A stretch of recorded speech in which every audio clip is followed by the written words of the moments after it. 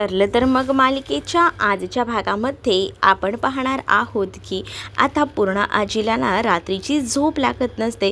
पूर्णा आजी नुसती मोबाईलमध्येच टाईमपास करत असते आणि ती रील्स बघत असते. तेच सायली आता झोपायचा प्रयत्न करत असते, पण सायलीला काही झोप लागत नसते, कारण सारखा आवाज जो येत असतो ना पूर्णा आजीच्या मोबाईलचा, त्यामुळे सायलीला झोपता येत नसतं.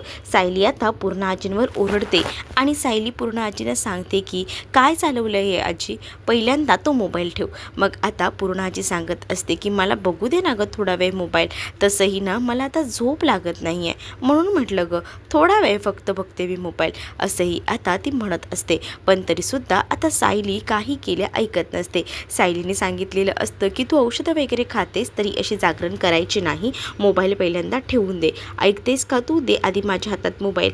असं बोलून सायली आता तिच्याकडनं तो मोबाईल काढून घ्यायचा प्रयत्न करत असते. मग आता ती म्हणत असते की फक्त एक व्हिडिओ मला दे प्लीज प्लीज, म्हणते ना मी, अगं तर मी ऐक ना प्लीज. पण तरीसुद्धा आता सायली काही केल्या ऐकायला तयार नसते, कारण सायलीला माहिती आहे की पूर्णा आजींना आता झोपायला द्यायला हवं, कारण सायलीला ना पुढे आता अर्जुनलासुद्धा भेटायला जायचं असतं, म्हणूनच ती वाट बघत असते की पूर्णा आजी कधी झोपता येते. आता सायली बघते तर काय पाणीही नसतं. मग आता पाणी आणण्यासाठी तिला बाहेर जायचं असतं. तेच निमित्त म्हणजे आता पाणी आणायला ती बाहेर गेली का निदान तिला आता बाहेर जाऊन अर्जुनला तरी भेटता येईल ना, आणि यासाठी तिची धडपड सुरू असते. मग दुसरीकडे मात्र आता तिने मोबाईल तर लपवून ठेवायचा प्रयत्न केलेला असतो, म्हणजे एअरफोन्स जे आहेत त्या लपवून ठेवलेले असतात. आणि त्यानंतर आता इथे पूर्णा आजी मात्र नाटक करत असते झोपायचं, पण पूर्णा आजी काही झोपलेली नसते. दुसरीकडे आता सायली पाण्याच्या निमित्ताने का होईना बाहेर पडली आहे असं म्हणते, आणि मग काय तिच्या लक्षात येतं आपण तर बाहेर आलोय, मग आता आपण अर्जुनला भेटून घेऊया. आणि म्हणूनच मग ती ना अर्जुनच्या रूममध्ये जायचा निर्णय घेते. अर्जुन इथे आधी फाईल्स बघत बसलेला असतो, त्याच वेळेला आता अर्जुनला झोप येऊ लागते, पण आता अर्जुनला रात्री एकटंच झोपायचं असतं. मग आता तो बेडवर झोपून जातो आणि त्याने सायलीला जवळ नसते म्हणून त्याने आता उशी जवळ घेतलेली असते आणि अशाच निवांत झोपतो. तर रूमच्या लाईट्सही बंद करत नाही. तेच सायली आता आलेली असते. सायली बघते तर काय रूमच्या लाईट्स चालू आहे. मग ती विचार करते नक्कीच नाही हे जागे असणार आहेत, हे झोपले नसणार आहेत, आणि म्हणून ती रूममध्ये जाते. रूममध्ये जाऊन पाहते तर काय अर्जुन निवांत झोपलेला असतो. मग ती विचार करते की आता ह्यांना उठवून काहीच फायदा नाही आहे, नको ह्यांना उठवायला नको, झोपू देत ह्यांना. मग त्याने अंगावर चादरही घेतलेली नसते. तेच आता सायली त्याच्या अंगावर ब्लँकेट वगैरे टाकते आणि त्यानंतर आता लाईट्स ऑफ वगैरे करते आणि तिकडनं जायला निघते. बिचारी ती सगळं काही त्याला आता सांगायला आली होती, पण आता तिला सांगताच येत नसतं, आणि त्यामुळेच ना आता मात्र चकित पडायला झालेलं असतं. दुसरीकडे आता पाहायला मिळत असतं की पर्यंत सायली नाही आहे तोपर्यंत पूर्णा आजी आता शोधाशोध करत असते. आता ती इकडे तिकडे बघत असते तर सायली मात्र विचार करतच बाहेर आलेली असते, आणि जेव्हा सायली असाच विचार करत बाहेर येते ना तेव्हा मात्र आता सायलीच्या डोक्यात विचारचक्र सुरू असतात. इकडे आजी सगळीकडे आपला मोबाईल शोधत असते, कुठे भेटतोय का, कुठे ठेवला असेल असा विचार तिच्या डोक्यामध्ये येत असतो. आणि तेच काय तिला हेडफोन्स भेटतात. मग आता ती विचार करते की चला हे हेडफोन तर भेटले आहेत, याचा आपण वापर करू शकतो, म्हणजे सायलीलाही त्रास होणार नाही, फक्त तन्वी झोपायची आपण वाट बघूया, असाही विचार ती करत असते. मग इकडे पूर्णा आजी झोपली आहे का याची खात्री सायली करते, आणि त्यानंतर आता सायली ती सुद्धा स्वतःहून झोपायला जात असते. सायली आता जेव्हा स्वतः झोपायला जाणार ना तीच आता व्यवस्थित निरीक्षण करते की पूर्णा आजी गाढ झोपली आहे ना. मग पूर्णा आजी झोपली म्हटल्यावर सायलीचाही आता डोळा लागतो. मग आता इकडे पूर्णा आजी बघते की सायली झोपली आहे का. मग तिला दिसतं की हो सायली खरंच झोपली आहे. मग काय पूर्णा आजी नेहमीप्रमाणेच मोबाईल पुन्हा एकदा घेऊन बसते, कारण तिला आता मोबाईलवर टाईमपास करायचा असतो, रील्स बघायचे असतात. तिला रात्रीच्या रील्स बघायची सवय झालेली असते, आणि त्यामुळेच ना तिचं हे सगळं काही सुरू असतं. आणि जेव्हा ती ह्या सगळ्या काही गोष्टी करत असते ना तेव्हा दुसरीकडे मात्र आता सायलीचा डोळा लागलेला असतो. पण इकडे आता प्रियाला सकाळपासून नुसतं मळमळत असतं. तिला आता ना काही हवं असतं ना काही जात असतं, त्यामुळेच तिला आता काहीच कोणीच नको आहे म्हणूनच ती एकटीच बसलेली असते. तेच आता ती बसलेली असतानाच डॉक्टर तिथे आलेले असतात आणि म्हणत असतात की हिला काय एवढा त्रास होतोय. आणि तेव्हाच ना मग आता विचारलं जातं की का होतोय तुला एवढा त्रास. आणि मग तेव्हा ती म्हणत असते की काही मला कळत नाही आहे. आणि तिला तिचे पिरियड्स कधी आले होते लास्ट हे सुद्धा विचारलं जातं. तेव्हा ती काहीच बोलत नसते कारण तिच्या अंगात तेवढं त्राणही नसतं. मग काय तिचे आता नस वगैरे चेक केली जाते आणि जेव्हा सगळ्या काही गोष्टी ज्या आहेत त्या चेक केल्या जातात ना तेव्हा मात्र आता इकडे ते म्हणतात की हिला चेकअपला घेऊन जावं लागेल. इकडे आता पूर्ण आजी जेव्हा मोबाईल घेऊन बसलेली असते ते सायलीला जाग येते आणि सायली पूर्ण आजीला म्हणते की काय झालं आजी, मी तुला झोपायला सांगितलं होतं तरीसुद्धा तू हे असे हट्ट का करतेस, हे बरोबर नाही आहे पूर्ण आजी, असंही आता म्हटलं जातं. मग पूर्ण आजीला कसं कसं शांत केलं जात असतं. पण पूर्ण आजी आता मोबाईल घेऊनच बसायला बघत असते. मग त्यातच ना आता मात्र सायली म्हणत असते की नाही मी म्हटलंय ना नाही म्हणजे नाही. अगं तुझ्या गोळ्या चालू आहेत, रात्र झाली आहे, झोप. आणि आजकाल ना तू मोबाईल जास्त वापरायला लागलीस, दे तो चष्मा पण दे, मोबाईल पण दे. आता तिने चष्मा पण तिचा गायब करून घेतलेला असतो कारण तिला माहिती आहे ही जर चष्मा वगैरे घेतला तर ही नक्कीच आहे ना आता पुढे पण बघत बसेल आणि ते सगळं नको होतं. आणि म्हणूनच आता तिने चष्माही तिचा काढून घेतलेला असतो. तर दुसरीकडे मात्र सकाळी आता सायली उठलेली असते. तिला आता करमत नसतं, काय करावं काही सुचत नसतं. अगदीच ना तिला आता नकोसं झालेलं असतं. सकाळपासून त्या उलट्या आणि या सगळ्यामुळे ती हैराण झालेली असते. किचनमध्ये तर येते मग ती विचार करते की नाही मला आधी डॉक्टरांकडे जावं लागेल, मला या सगळ्याची शहानिशा करावी लागेल, तेव्हाच काय तो पुढचा निर्णय घेता येईल, असाही विचार ना आता सायली करत असते.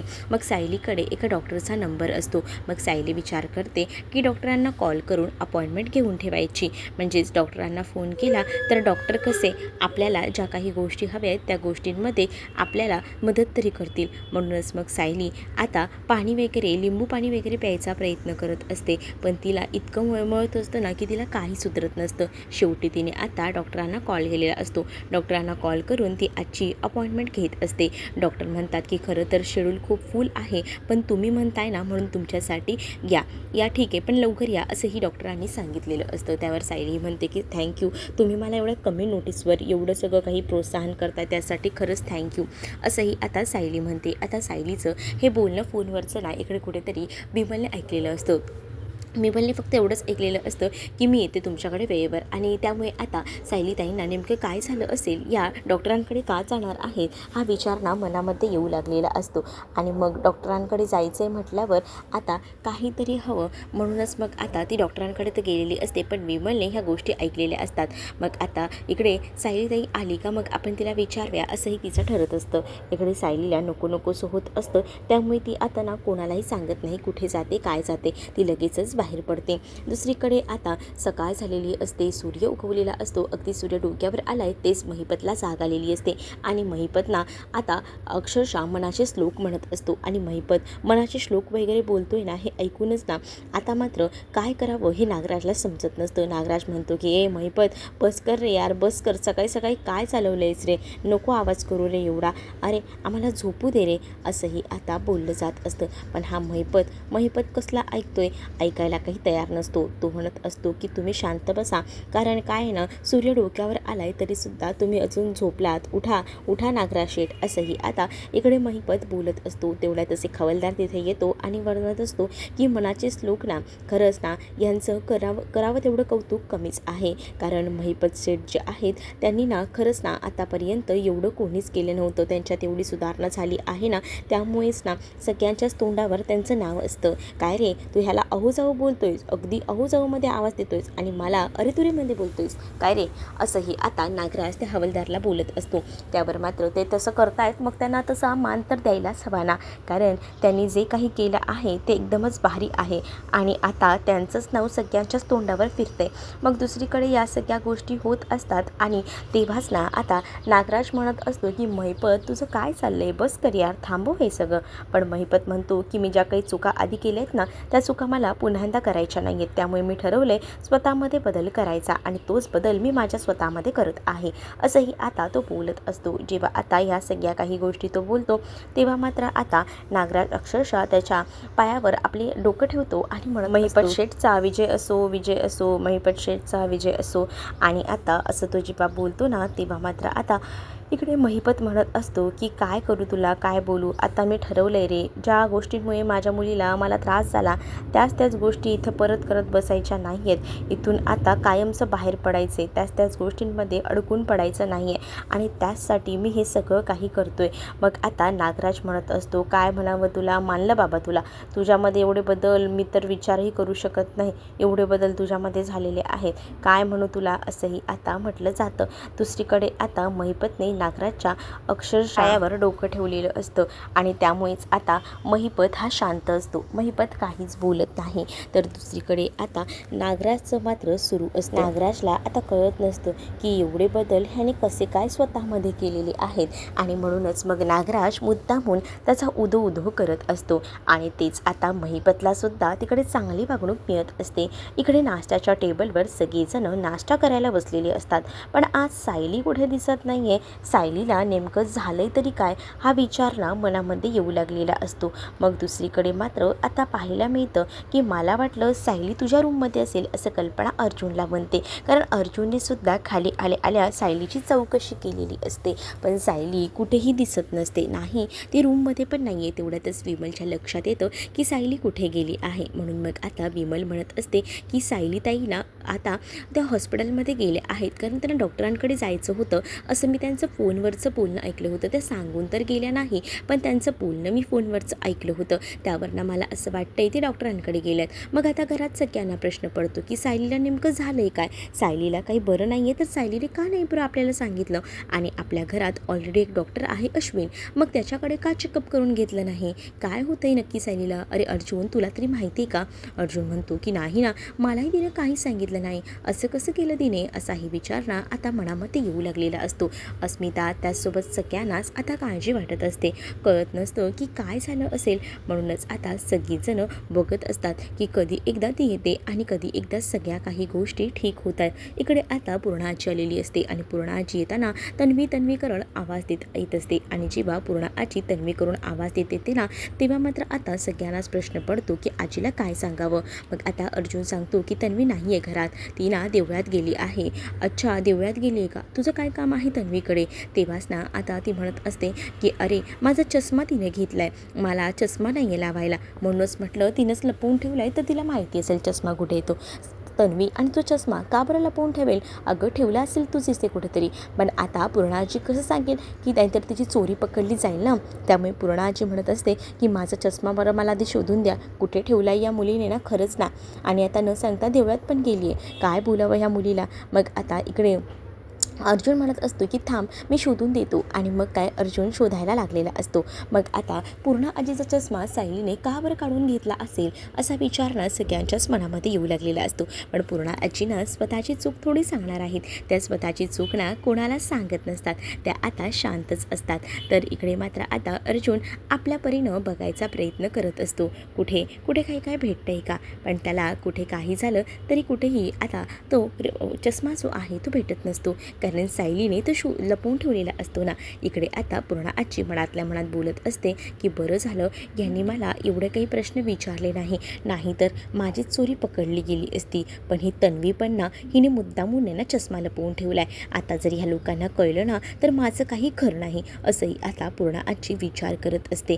तेच आता इकडे मात्र पाहायला मिळत असतं की जी कल्पना असते ती म्हणत असते की सायली एकतर नाही आहे, म्हणजे तन्वी नाही आहे घरात, मग आता चष्मा तिने कुठे ठेवला असेल आणि तुमचा चष्मा तिने का बरं काढून घेतला असेल. त्यावर मात्र अगं मला काय माहिती, रात्री मला म्हणाली की द्या चष्मा इथे, आणि मग मला वाटलं रूममध्येच ठेवेल, पण कुठे सगळीजणं आता चष्मा शोधायला लागलेली असतात. पण तो चष्मा तन्वीने अंगणामध्ये लपवलेला असतो आणि त्यामुळे आता या लोकांना भेटणं मुश्किलच असतं आणि त्यामुळेच या लोकांना काही चष्मा वगैरे भेटत नसतो. पूर्णा आजी मात्र आता विचार करत असते, जर तन्वी आली आणि तोपर्यंत माझा चष्मा सापडला नाही तर तन्वी माझं सगळं नाव या लोकांना सांगून टाकेल, म्हणजेच मी रात्रभर मोबाईल बघत होते, मग जर ह्यांना कळलं तर माझं काही खरं नाही, असंही आता ती विचार करत असते. दुसरीकडे सायलीचं चेकअप वगैरे डॉक्टरांनी केलेलं असतं आणि मग आता डॉक्टर सायलीला म्हणत असतात की तुम्ही खरंच प्रेग्नेंट आहात, तुम्ही युरिन टेस्ट तुमची केली, त्याच्यावर रिपोर्ट पॉझिटिव्ह आलेला आहे, असंही आता त्या डॉक्टर बोलत असतात. सायली म्हणत असते की खरं तर मला तेच कन्फर्म करायचं होतं, म्हणूनच मी आले. तसंही मी किटवर चेक केलं होतं, पण एकदा म्हटलं तुमच्याकडे यावं आणि व्यवस्थित या सगळ्याचं परीक्षण करावं. आणि आता मला खात्री पटली. आता एवढी मोठी गुड न्यूज आहे, पण तुमच्यासोबत येताना तुमचे मिस्टर का नाही आले, असाही प्रश्न आता त्या डॉक्टर करू लागतात. त्यावर आता सायली खरं तर विचार करत असते, ही गोष्ट मला त्यांना सांगायची आहे, पण असं कसं सांगू ना, म्हणून ती शांत होती. पण या गोष्टी ती डॉक्टरांना बोलत नाही. डॉक्टरांना ती सांगते की कसं अचानक ठरलं ना, त्यामुळे मीच पहिल्यांदा लगेच निघून आले, म्हणूनच त्यांना सांगता आलं नाही. मग आता त्या डॉक्टर सायलीला विचारत असतात की तुम्हाला कशाचा त्रास वगैरे होतोय का, काही प्रॉब्लेम वगैरे आहे का, हे सुद्धा आता विचारलेलं असतं. आणि मग काय, या सगळ्या गोष्टी जेव्हा आता विचारल्या जातात तेव्हा सायली म्हणत असते की हो, मला ना खूप जास्त त्रास होतोय, मला मळमळतं सुद्धा, सारख्या उलट्या होतात, नको नकोसं होतं एखादा वास आला की. मग आता सायलीला फॉलिक ॲसिडच्या वगैरे गोळ्या वगैरे लिहून देतात आणि मग सायलीला सांगतात की हे तर होणंच आहे, काय आहे ना की आता नवीन प्रेग्नन्सी आहे, पण तुम्हाला खूप जास्त काळजी घ्यायची आहे. हे पहिले 3 महिने खूप जास्त महत्त्वाचे असतात. आपल्या बाळाची काळजी घ्यायची असते आणि त्याच्यामध्ये आपण कोणतंही जड सामान वगैरे उचलायचं नसतं आणि त्यामुळेच ना व्यवस्थित ती काळजी घ्या आणि सांगितलेल्या गोळ्या वेळेवर खा, असं देखील डॉक्टरांनी सांगितलेलं असतं. आणि त्याच वेळेला तुम्हाला गरगरतं वगैरे का, हे सुद्धा डॉक्टरांनी विचारलेलं असतं. त्यावर हो, मला गरगरतं सुद्धा, असं देखील आता सायलीने सांगितलेलं असतं. मग काय, सायली जी आहे जेव्हा या सगळ्या काही गोष्टी सांगत असते तेव्हा आता त्या बोलत असतात की ठीक आहे, तुम्हाला मी औषधं दिली तेवढी वेळेवर घ्या आणि नेक्स्ट टाईम येताना ना नवऱ्याला सोबत घेऊन या. आता खरं तर मी तुमची सोनोग्राफीसुद्धा केली असते, कारण तुमची सोनोग्राफी केली असती तर अजून आपल्याला रिपोर्ट कळला असता. पण काय आहे ना, ऑलरेडी माझ्याकडे खूप पेशंट आहेत आणि त्यांना मी ऑलरेडी तात्काळ ठेवू शकत नाही, एकतर तुम्हाला मी मध्येच घेतला आहे, असं देखील आता ती म्हणू लागते. त्यावर सायली म्हणते की इट्स ओके, नेक्स्ट टाईम मी येताना माझ्या मिस्टरांनासुद्धा घेऊन येईन, कारण आता डॉक्टरांनी सांगितलेलं असतं की काय आहे ना, या सगळ्या सिच्युएशनमध्ये सोबत नवऱ्यालासुद्धा घेऊन यायचं असतं, कारण आपल्या बॉडीमध्ये या प्रेग्नन्सीमध्ये किती बदल होतात किती नाही हे त्यांनासुद्धा कळलं पाहिजे. नाहीतर त्यांना वाटत नसते की आपल्याला काही त्रास होतोय, म्हणूनच त्यांनाही नेक्स्ट टाईमला घेऊन या. मग सायली त्यांना होकार देते. दुसरीकडे आता पाहायला मिळतं की इथे प्रियालासुद्धा चेकअप केलं जातं, प्रियाच्यासुद्धा सगळ्या टेस्ट वगैरे केल्या जातात आणि प्रियासुद्धा प्रेग्नंट असल्याचं कळतं. त्यामुळे पुढील 3 महिने जेलरला सांगितलं जातं डॉक्टर की तुम्ही ह्यांची व्यवस्थित काळजी घ्यायला हवी, यांना काही झालं तरीसुद्धा व्यवस्थित लक्ष द्या यांच्यावर, कारण या प्रेग्नंट आहेत. आता या सगळ्या गोष्टी जेव्हा जेलरला कळतात तेव्हा जेलरही पाहतच राहते, कारण आता प्रियाला उद्या कोर्टात उभं करायचं असतं आणि प्रियाला जर उद्या कोर्टात उभं करायचं आहे तर आपल्याला या सगळ्या काही गोष्टी ज्या आहेत त्याचं व्यवस्थित निरीक्षण करायला हवं, नाहीतर हिला उद्याही त्रास झाला तर प्रॉब्लेम होऊ शकतो, असंही म्हटलं जातं. प्रिया आता एकदमच बेशुद्ध अवस्थेत असते, कारण प्रियाला अशक्तपणा आलेला असतो, प्रिया काहीच करू शकत नसते. तर दुसरीकडे मात्र डॉक्टरांनी जेलरला या सगळ्या गोष्टी सांगितलेल्या असतात. तर इकडे आता पाहायला मिळत असतं की ते सायली जेव्हा डॉक्टरांकडनं बाहेर निघते तेव्हा तिला आता गरगरल्यासारखं होत असतं, तिला आता काही सुधरत नसतं, तिला आता त्रास होत असतो आणि त्यामुळेच ना ती कशी बाहेर पडते. आणि जेव्हा ती हळूहळू का होईना बाहेर पडते ना, तेव्हा आता तिला कळत नसतं, तिला चक्कर येत असते. तेवढ्यातच ती तिथे बसते आणि मग तिकडे असणारी नर्स तिला विचारते की काय झालं मॅडम, तुम्हाला त्रास होतोय का, तुम्हाला गोळी देऊ का मी, चक्कर येते का. हो मला चक्कर येते, नको गोळी नको मला, मी थोडा वेळ बसते, पाणी पिते, मला बरं वाटेल, असंही आता सायली सांगत असते.